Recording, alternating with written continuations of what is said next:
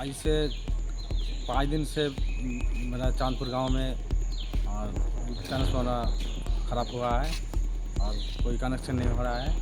हम 200 मीटर का ट्रांसफार्मर चाहिए क्योंकि मेरा घर गांव में बेकारी वाला 7-8 गो है। हाँ, और वो लोड छापता है 100 मीटर देता है तो तुरंत 6 महीने नहीं जाता है, वो खराब हो जाता है। বলতে আমাদের চাঁদপুর গ্রামে মধ্যটলায় যে বেকারি ভাটি আছে 7-8টা আছে, তো লোড ক্যাপাসিটিটা বেশি হচ্ছে, তার কারণে আমাদের সমস্যা হয়েছে লাইনে। প্রত্যেক বছরে একবার করে ট্রান্সফর্মার উড়ে যাচ্ছে, 100 কেভি লোড নিতে পারছে না।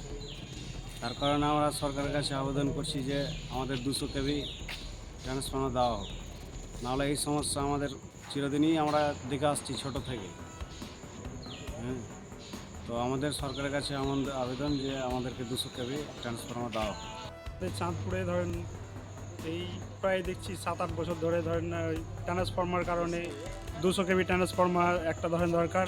আর এই গরমে যত গরম পড়েছে, এই গরমে ধরেন যারা বুজুর্গ আদমি আছে ওদের ধরেন হয়ে যাচ্ছে, অসুস্থ হয়ে যাচ্ছে। জল পাচ্ছি না, কারেন্টের জন্য জল পাই না।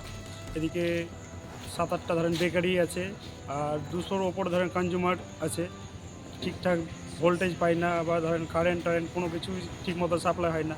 স্যারের সাথে বিজলি বিভাগে এসেছি, স্যারের সাথে দেখা করব এই ট্রান্সফর্মারটা যেন 200 কেভি ট্রান্সফর্মার করে দেওয়া হয়। আর আপনার চাঁদপুরে বোরিং থাকার সত্ত্বেও ধরেন আমরা জল পাই না চাঁদপুরে। পাকুড়ে সাপ্লাই হচ্ছে, প্লাস ধরেন আমাদের চাঁদপুরে পুরো গ্রামটাই সাপ্লাই পাই না।